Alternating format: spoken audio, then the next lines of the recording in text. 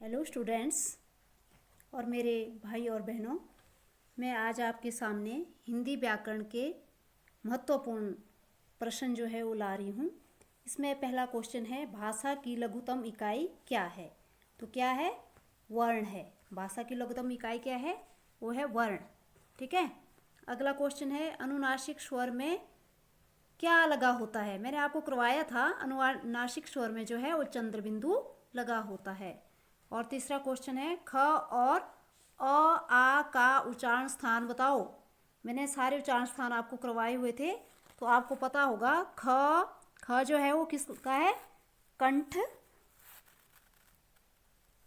ख का उच्चारण स्थान कहाँ से होता है? कंठ से। ठीक है, ये आपने याद रखना है। ख का उच्चारण स्थान कौन सा है? कंठ। हिंदी में मूलतः वर्णों की संख्या कितनी है? मूलतः वर्णों की संख्या पूछी है तो आपने कितने बतानी है? 52। कितने बतानी है? 52। हिंदी में मूलतः वर्णों की संख्या कितनी है? 52। क्ष वर्ण किन वर्णों के संयोग से बना है? ये भी करवाया था मैंने आपको कि इसमें क्या होगा? क्ष क हलंत में होगा प्लस स षटकोण। ठीक है, तो इसको लिखेंगे हम क्ष।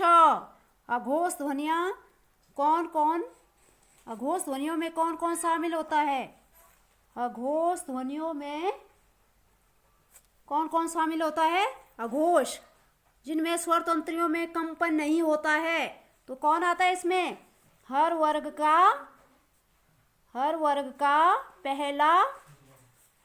का पहला और दूसरा कौन होता है?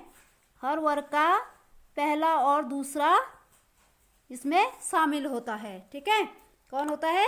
हर वर्ग का पहला और दूसरा। और सघोष में कौन होता है? तीसरा, चौथा और पांचवा। ये आपने ध्यान रखना है। सघोष में कौन होता है? तीसरा, चौथा और पांचवा। लेकिन अघोष बोला है तो अघोष में कौन होगा? हर वर्ग का पहला, दूसरा। ठीक है, आगे है महाप्राण। महाप्राण किसे कहते हैं? क्या होता है महाप्राण में? महाप्राण कौन सा होता है? हर वर्ग का कौन सा होता है महाप्राण? हर वर्ग का दूसरा और चौथा व्यंजन। दूसरा और चौथा व्यंजन कौन सा होता है? हर वर्ग का दूसरा और चौथा व्यंजन होता है आपका महाप्राण। ठीक है, हर वर्ग का दूसरा और चौथा व्यंजन। ल का उच्चारण स्थान कौन सा है? ल का भी मैंने आपको कराया था। कौन सा होता है ल का? पार्श्विक। पार्श्विक क्या होता है? जिसमें क्या होता है पार्श्विक में? पार्श्विक में आपके दांत और जीभ के बीच से आवाज आती है। ठीक है, आवाज जो है जीभ के पास से निकल जाती है, उसे हम क्या कहते हैं? पार्श्विक। ठीक है, अगला है, जिन स्वरों के उच्चारण में मुख द्वार पूरा खुलता है उसे क्या कहते हैं हम? विवृत। जैसे आ अगर आप बोलेंगे तो क्या होगा? मुख द्वार पूरा खुलेगा। ठीक है, आगे है, हिंदी वर्णमाला में अयोगवाह वर्ण कौन से हैं? कौन से हैं? अंग और अह। कौन से हैं? अंग और अह। ठीक है, अंग और अह क्या है? ये है आपके अयोगवाह वर्ण। दीर्घ स्वरों की संख्या कितनी होती है?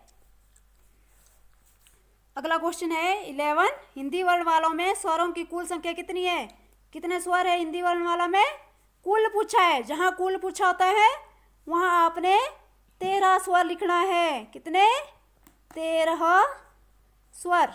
ठीक है, समझ गए? कितने लिखने हैं? 13। दीर्घ स्वरों की संख्या कितनी है?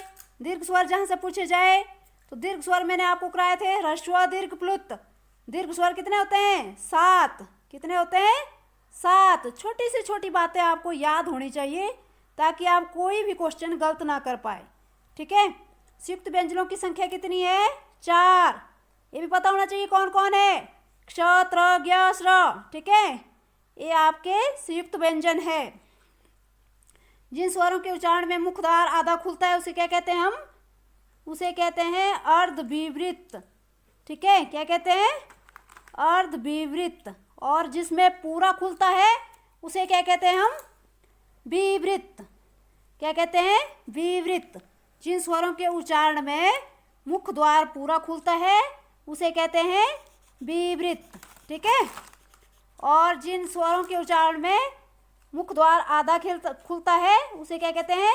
अर्धविवृत। ठीक है। संयुक्त व्यंजनों की संख्या 4। ठीक है। दीर्घ स्वर 7। ठीक है। दीर्घ स्वर कितने हैं? 7।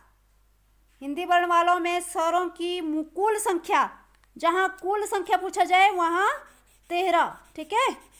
ये आपने याद रखना है, 13। ठीक है। ठीक है। मैंने आपको एक क्वेश्चन भी दिया है, वो आपने खुद ही करना है। क्वेश्चन है स और ह का उच्चारण स्थान बताओ। ये आपने मुझे बताना है, स और ह का उच्चारण स्थान। Thank you. Bye bye.